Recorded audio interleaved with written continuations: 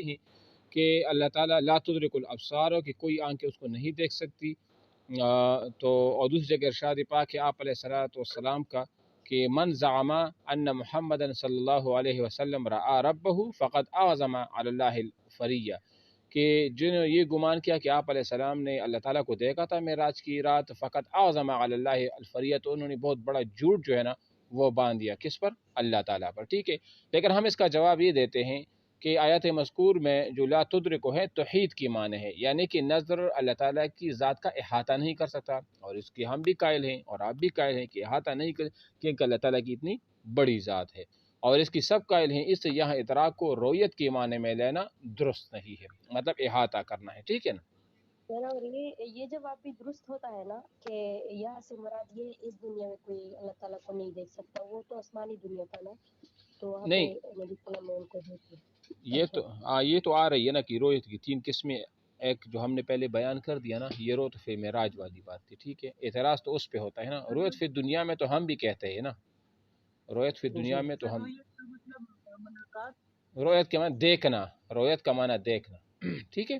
اللہ کو دیکھنا۔ حضرت ابن عباس کی دلیل یہ ہے حدیث مرفوع لقد رأیت ربی عز وجل، یہ ابن عباس کی مرفوع روایت ہے، مرفوع روایت کون سی ہے؟ جس کی نسبت آپ علیہ السلام کی طرف کی گئی ہو، ٹھیک ہے نا، یعنی بلا شبہ میں نے اپنے پروردگار کو دیکھا ہے، یہ آپ علیہ السلام کا قول ہے، ٹھیک ہے۔ اور رؤیت فی دنیا دوسری قسم ہے،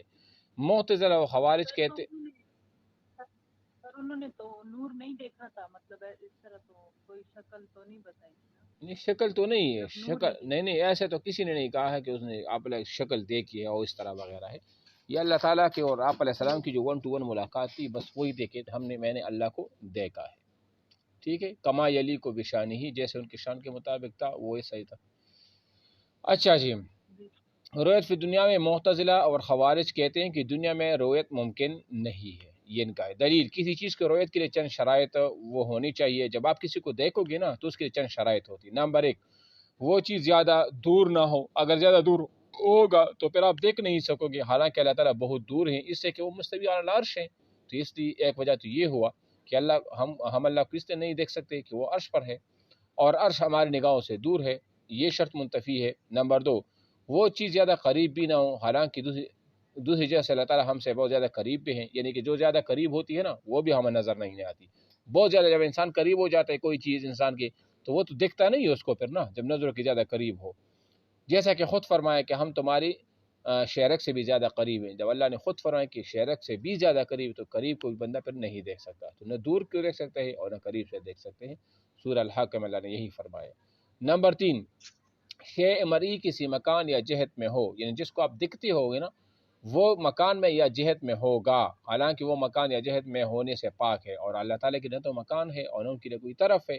لہذا جب وہ مکان و جہت سے پاک ہے تو اس کے لیے جسم کا خاصہ ہے، اور یہ تو جسم کا خاصہ ہونا چاہیے کہ ایک جسم کسی مکان میں ہوگا کسی جسم میں ہوگا، اور حالانکہ اللہ کی ذات جو ہے نا وہ تو جسم نہیں ہے، تو ایک تو یہ شرط بھی منتفی ہے۔ اور نمبر 4، وہ چیز سامنے ہونی چاہیے، یعنی کہ آپ کے سامنے ہو تب آپ کو دکھائی دے گا، حالانکہ اللہ تعالیٰ سامنے نہیں ہے۔ نمبر 5، دیکھنے والی کی نگاہ سے نکلنے والی شعاع اس چیز سے ٹکرا کر واپس آ جائے، یہ شرط باری تعالیٰ کی رؤیت میں مفقود ہے، سمجھ آ رہی ہے نا؟ تو یہ پانچویں آپ نے کیا بتایا؟ پانچویں آپ نے سر کیا بتایا؟ پانچواں یہ کہ دیکھنے والی کی نگاہ سے نکلنے والی شعاع اس چیز کو ٹکرا کر واپس آ جائے۔ مثال میں اب دیوار کو دیکھتا ہوں نا تو میری نظر دیوار کے ساتھ ٹکراتی ہے نا، تو اس کے بعد مجھے وہ کیا لگتی ہے، جس طرح مثال کے طور پر یہ جو چاند ہمیں روشنی دیتا ہے نا، تو چاند پر جب سورج کی روشنی پڑتی ہے تو وہ منعکس ہو کر زمین پر پہنچتی ہے نا، تو اس طرح ہر چیز کی جو روشنی ہے نا وہ جب کسی چیز پر پڑتی ہے تو وہاں سے منعکس ہو کر ٹکراتی ہے، تب وہ اپنا عمل دکھاتا ہے، تو یہ چیز بھی چونکہ اللہ تعالیٰ میں بھی ہے نہیں، یہ شر بھی اللہ تعالیٰ کی رؤیت میں مفقود ہے، اور جب یہ تمام شروط باری تعالیٰ کی رؤیت میں مفقود ہیں تو پھر اس کی رؤیت کیسی ممکن ہو سکتی ہے؟ معلوم ہوا کہ اس کی رؤیت ممکن نہیں۔ یہ کس کی؟ معتزلہ اور خوارج کی دلائل تھی۔ جواب، مذکورہ بالا شرائط شروط عادیہ ہیں، لازمہ نہیں، یعنی یہ عادتاً ایسا ہوتا ہے، لازم نہیں ہے کہ کسی چیز کے ساتھ کہ ایسا ہوگا تو لازمی اسی طرح ہوگا، یہ لازم نہیں، اس کے بغیر بھی ہو سکتی ہے، اس لیے کہ بغیر بھی رؤیت ممکن ہو سکتی ہے، اس لیے کہ ان کے بغیر بھی رؤیت وہ ممکن ہو سکتی ہے اگر اللہ تعالیٰ کسی کو یہ طاقت دے دی، ٹھیک ہے نا۔ اہل سنت والجماعت فرماتے ہیں کہ دنیا میں رؤیت باری تعالیٰ ممکن ہے۔ دلیل حضرت موسیٰ علیہ السلام نے باری تعالیٰ سے درخواست کی تھی، ربی ارنی انظر الیک، کہ اے پروردگار مجھے اپنا دیدار کرا دے، میں آپ کو دیدار کا خواہش مند ہوں۔ یہ اس بات پر صریح دلیل ہے کہ باری تعالیٰ کی رؤیت ممکن ہے، وہ اس لیے کہ اگر رؤیت ممکن نہ ہو تو حضرت موسیٰ علیہ السلام کی درخواست دو ہاتھ سے خالی نہیں ہوگی۔ اللہ تعالیٰ سے جب موسیٰ علیہ السلام نے درخواست کی کہ اللہ میں آپ کو دیکھنا چاہتا ہوں، تو اگر دنیا میں رؤیت ممکن نہ ہوتی تو موسیٰ علیہ السلام کی یہ درخواست دو باتوں سے خالی نہیں ہوگا۔ کیا مطلب؟ یعنی یا تو موسیٰ علیہ السلام کو معلوم نہ تھا کہ رؤیت محال ہے، بس اچانک درخواست کر بیٹھے، اس سے تو یہ لازم آئے گا کہ وہ سے ناواقف تھے کہ جنابی واری میں کون سی بات جائز ہو اور ممکن ہے، کون سی بات ناجائز ہو ناممکن ہے۔ مطلب جب موسیٰ علیہ السلام نے اللہ کو کہا کہ مجھے اپنے آپ دکھا دے، تو اس کا تو یہ مطلب ہوا نا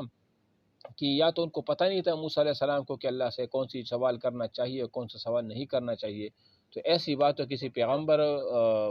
سے صدور ہونا یہ تو ناممکن ہے نا کہ اس طرح کی بات کوئی پیغمبر کہہ دے۔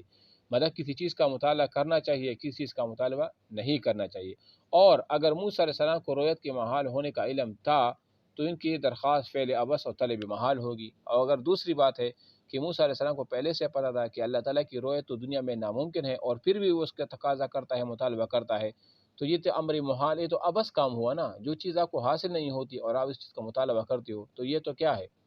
یہ تو عبث چیز ہے نا، عبث ہے اور ایک جہالت ہے، اور عبث اور جہالت کی نسبت کسی پیغمبر کی طرف کرنا یہ کیا ہے؟ یہ گناہ کا کام ہے۔ تو مطلب یہ کہ ان مذکورہ دونوں باتوں سے پاک تھے، معلوم ہوا کہ رؤیت جو ہے نا وہ کیا ہے؟ وہ ممکن ہے، یعنی امکان ہے، ضروری نہیں ہے۔ سمجھ آ رہی ہے؟ سر یہ اہل سنت والا پھر سے بتائے تھوڑا کہ دنیا میں رؤیت مطلب اللہ تعالیٰ کی جو رؤیت ہے وہ ممکن ہے، دیکھو رؤیت تو ممکن وہ ہے، اللہ حضور تعالیٰ السلام کی